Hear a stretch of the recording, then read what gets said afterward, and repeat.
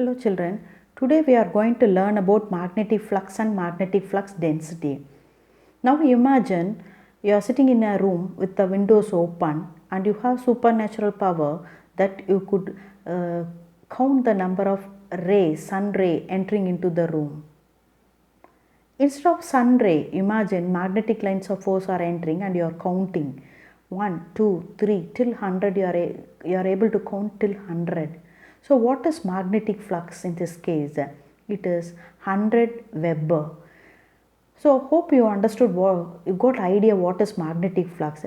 It is the number of magnetic lines of force crossing through a given area, represented by the letter phi b equal to b vector dot a vector, that is equal to ba cos theta, and theta is the angle between b vector and a vector. Now we'll see what is meant by magnetic flux density. There is a slight difference only in the area. That is, in the case of flux, there is area is not a constraint, right? Area can be any value. But in the case of magnetic flux density, the area should be of unit value. It should be 1 mm square or 1 centimeter square or 1 meter square. That is the difference. So magnetic flux density is the number of magnetic field line crossing unit area kept normal to the direction of the lines of force, and unit of magnetic flux density is Weber per meter square or Tesla. Now coming back to the magnetic flux, look at the first diagram children. You can see the area. Through this area, magnetic lines of force are entering into this area. Magnetic field is represented by the letter B vector. And what is this A vector?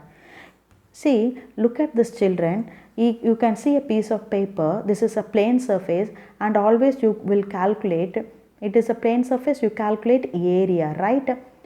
Now what is area is a scalar quantity. You want to convert a scalar into a vector. For that, what you will do, you will consider a perpendicular to this area. You will consider a perpendicular to this. Now this perpendicular represent a vector. Children, can you guess what is the angle between area and area vector? Yes, this is area. This is area and that is area vector. So what is the angle between A and A vector? It is 90 degree children. Hope you understood what is area vector, right? To the plane surface, if you consider a perpendicular, that perpendicular normal represent the area vector. Now coming back to this. Now if you see the angle between A vector and B vector, it is 0 degree. Substitute 0 degree in this case, you will get cos 0 1. So phi b is equal to b into a maximum. Magnetic flux is maximum. Here in this diagram you can see that because this inclined surface area is inclined through an angle theta. Now you use this formula, right? Here in the third case you can see that magnetic lines of force and this surface area both are parallel. Right? Surface area is held parallel to the magnetic field. But here we are bothered about only the A vector. Now to consider A vector, what you have done? You have dropped a perpendicular from this surface area. What is the angle between A vector and B vector? That is 90 degree. So theta in 90 degree, if you substitute here, what do you get? Cos 90 is 0. So phi b is equal to 0. If the plane surface is parallel to the magnetic field, flux is 0.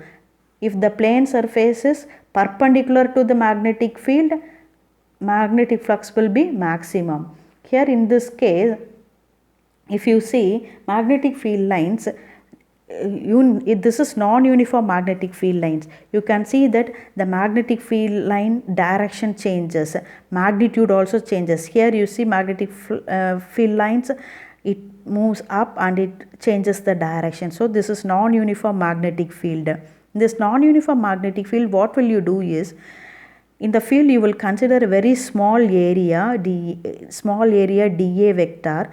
In that area dA vector, you will calculate the magnetic flux passing through this small area, and if you integrate this, you will get the magnetic flux entire total magnetic flux you will get. You are going to use this formula, phi b is equal to integral b vector dot dA vector. And also remember that it is a scalar quantity. Flux is a scalar quantity, unit is Weber. Look at the dimensional formula, you can derive by yourself. And a CGS unit of flux is Maxwell. 1 Weber is 10 power 8 Maxwell. Hope you understood this, children.